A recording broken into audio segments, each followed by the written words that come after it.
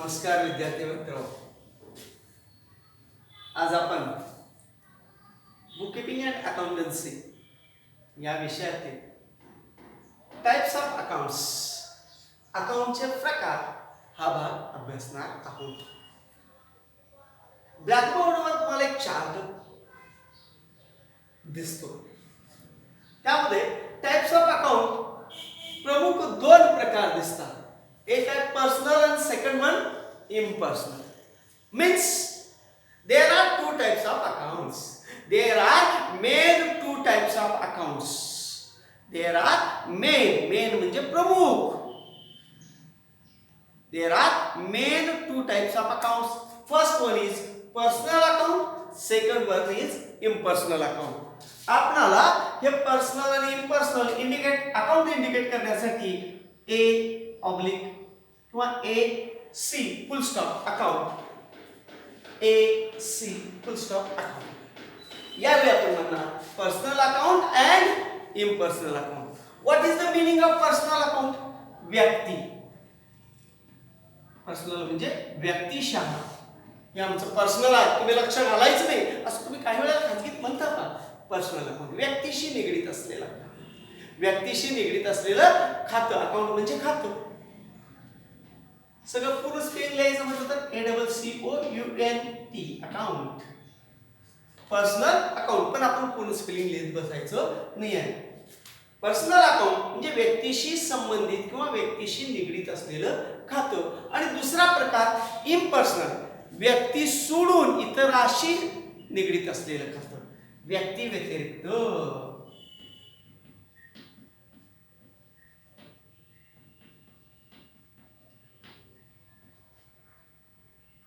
व्यक्ती सोडून आपण म्हणूया व्यक्ती सोडून.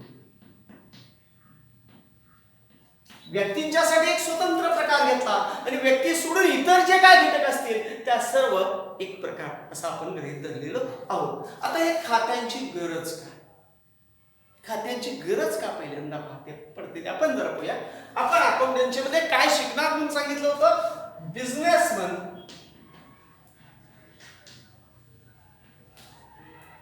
त्याचे ट्रान्झॅक्शन.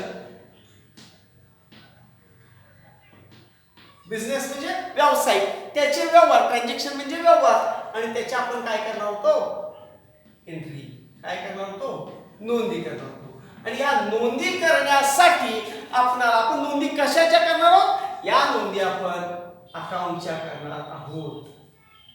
आपण ज्या नोंदी करणार आहोत त्या या पुस्तकामध्ये त्या कशाच्या करणार आहोत? नोंदी अकाउंटच्या करणार आहोत. मग आपणाला जर अकाउंटच्या नोंदी करायच्या असतील तर कोणकोणत्या प्रकारचे अकाउंट आहेत हेच आपल्याला माहित असलं पाहिजे.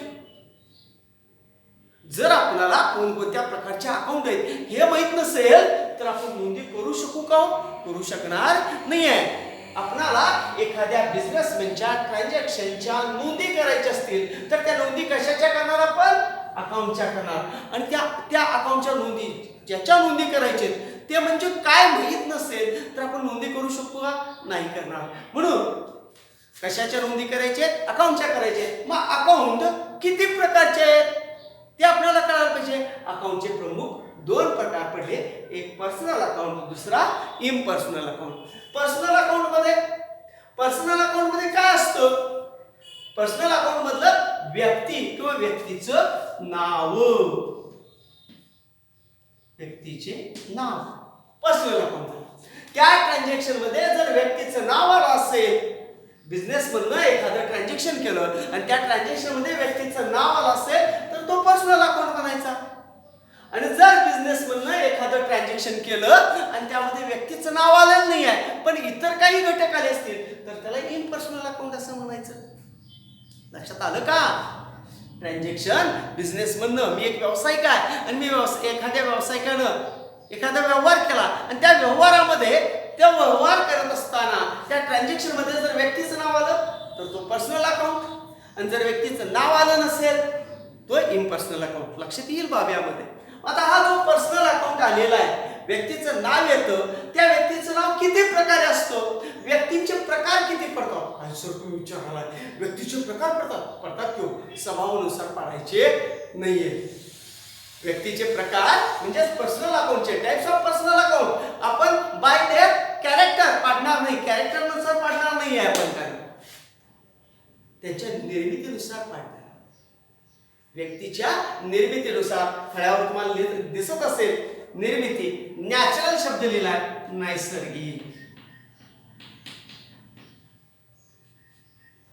A person which is born by nature, created by nature, a person which is created by nature is called as natural person. तुम्ही आम्ही सर्वजण नॅचरल पर्सन आहोत. तुम्ही आम्ही सर्वजण नॅचरल पर्सन आहोत. आपण निसर्गामधून निसर्गातील घटकांच्या सहाय्याने आपण निर्माण झालेलो. So we are the natural person which is created by nature. Second one artificial, कृत्रिम. कृत्रिम व्यक्ती. आता कृत्रिम म्हणजे काय? निसर्गामधून जे तयार होत नाही मानवाच्या प्रयत्नामधून पण नैसर्गिक घटकांपासून नव्हे. कृत्रिम व्यक्ती. तुम्ही म्हणणार रोबोट का? नाही, या ठिकाणी रोबोट हा भाग येणार नाही. रोबोट कृत्रिम व्यक्ती झाली. रोबोट माणसाचंच काम करत असतो. माणूस ज्या पद्धतीने काम करतो त्याच पद्धतीची सर्व कामं करण्यासाठी मानवाचे श्रम कमी करण्याच्या उद्देशानं मानवी धोके काम करत असताना मानवाला जे काही धोके निर्माण झालेले आहेत ते धोके कमी व्हावेत या दृष्टिकोनातून यांत्रिक मानव तयार केलेला आहे. मग तो कृत्रिम मानव झाला. त्याला आर्टिफिशियल आपण म्हणणार का? नाही. आपण कृत्रिम व्यक्ती म्हणजे काय विचारात घेणार आहोत? रोबोट विचारात घ्यायच नाही. कृत्रिम व्यक्ती म्हणजे व्यावसायिक संस्था.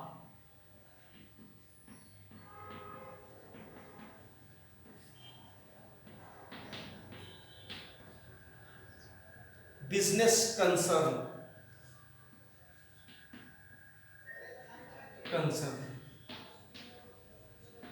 बिझनेस व्यावसायिक कन्सर्न संस्था. All business concerns related to artificial person.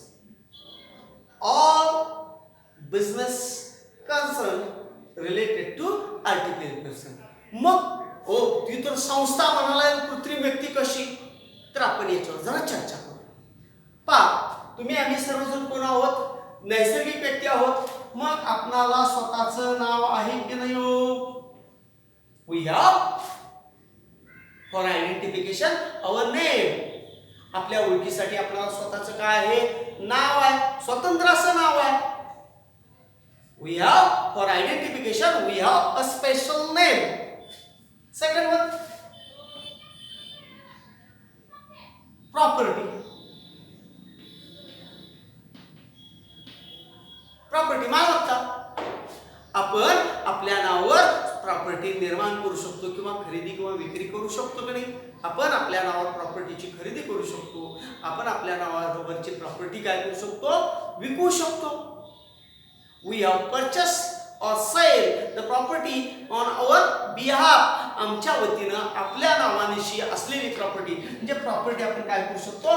धारण करू शकतो. आम्ही ही प्रॉपर्टी माझी आहे असं आपण म्हणू शकतो. ही प्रॉपर्टी माझी आहे. समजा तुम्ही आता फिजिकली वर्ग चालू नाहीत पण 10वीचा वर्षभर तुम्ही वर्गात होता आणि 10वीच्या वर्षभरामध्ये तुम्ही बेंचवर एकाच बेंचवर 2-2 मित्र किंवा तुमच्या 2-2 मैत्रिणी तुम्ही एकत्रित बसलेले असणार आहे.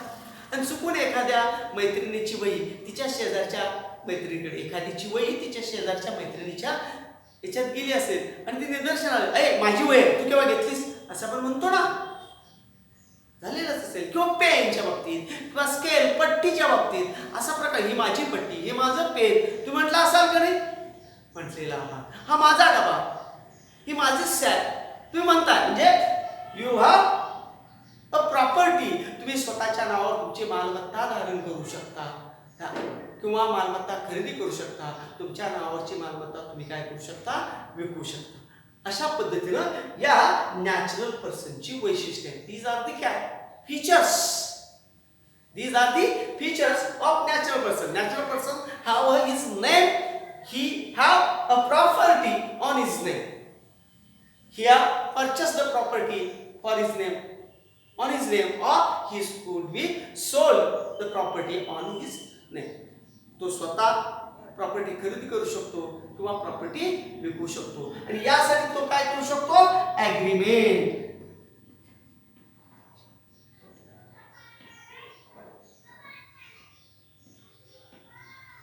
ॲग्रीमेंट म्हणजे करार.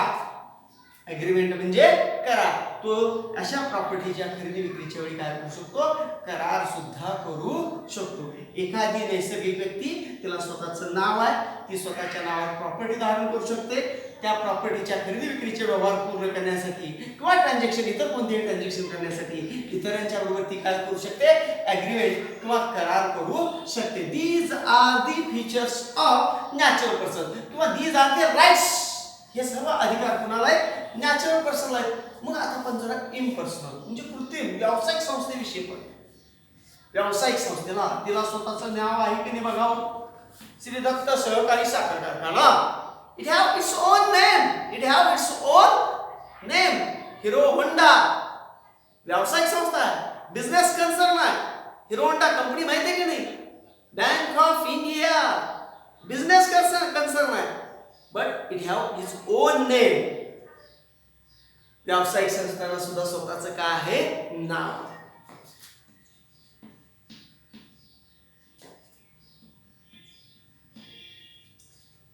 These business concerns have their property.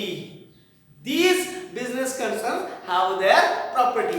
या सर्व बिझनेस कन्सर्नना, या सर्व व्यावसायिक संस्थांना स्वतःची मालमत्ता धारण करता येते. म्हणजे मालमत्तेची खरेदी करता येते आणि मालमत्तेची काय करता येते, विक्री सुद्धा करता येते. पहा, दत्त कारखान्याची इमारत आहे की नाही आपल्या भागातल्या, आहे की आहे, निश्चित आहे. त्यामुळे त्यांची स्वतःची काय आहे, प्रॉपर्टी.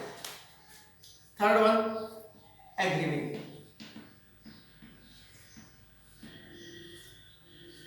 तुमच्यापैकी बऱ्याचशा पालकांचा कारखान्याला ऊस जात असतो. तुम्ही ऊसाची नोंद करताय की नाही, कारखान्याच्या नावे करताय. म्हणजे त्या ठिकाणी तुमचा आणि त्या कारखान्यामध्ये ऊस तोडीविषयी, ऊस पुरवठ्याविषयी करार होतो का नाही, होतो. जसं नैसर्गिक व्यक्तीला स्वतःचं नाव आहे, ती स्वतःच्या नावावर प्रॉपर्टी धारण करू शकते, ती इतरांच्या बरोबर करार करू शकते. त्याच पद्धतीनं एखादी व्यावसायिक संस्था स्वतःचं तिला नाव आहे ओळखी दाखल, ती स्वतःच्या नावावर प्रॉपर्टी धारण करू शकते आणि ती स्वतःचे व्यवहार पूर्ण करण्यासाठी इतरांच्या बरोबर काय करू शकते, करार सुद्धा करू शकते, ॲग्रीमेंट करू शकते. म्हणजेच निसर्गामधून निर्माण झालेल्या व्यक्तीला जेवढे अधिकार आहेत, जेवढे राईट्स आहेत, ते सर्व राईट्स या व्यावसायिक संस्थेला पण आहे की नाही, आहेत. सो म्हणून हिला आपण व्यक्ती म्हणू शकतो. But it is to be created by a law. ही कायद्याने निर्माण झालेली आहे आणि हे निसर्गातून निर्माण झालेलं आहे. एखादी व्यावसायिक संस्था विशिष्ट अशा कायद्याने निर्माण होते. दत्त सहकारी कारखाना सहकारी संस्था कदा 1960 नुसार स्थापन झालेला असतो. म्हणून व्यावसायिक संस्था ह्या कायद्याने निर्माण झालेल्या व्यक्ती आहेत, म्हणून त्यांना आपण कृत्रिम व्यक्ती म्हणतो. Artificial person, a person which is created by an law. एखाद्या कायद्यानुसार स्थापन झालेली किंवा निर्माण झालेली संस्था असेल तर त्याला आर्टिफिशियल पर्सन असं आपण म्हणू शकतो. विद्यार्थी मित्रो, आज आपण टाइप्स ऑफ अकाउंट मध्ये first type personal account and their sub type natural person and artificial person इथपर्यंतचा भाग पाहिलेला आहे. ब्लॅकबोर्डवर जी माहिती लिहिलेली आहे ती माहिती तुम्ही तुमच्या नोंदवहीत नोंदवून घेणं फार गरजेचं आहे. या ठिकाणी आपण थांबूया. उद्या आपण इम्पर्सनल अकाउंट या अकाउंटच्या प्रकाराविषयी माहिती पाहूया. धन्यवाद.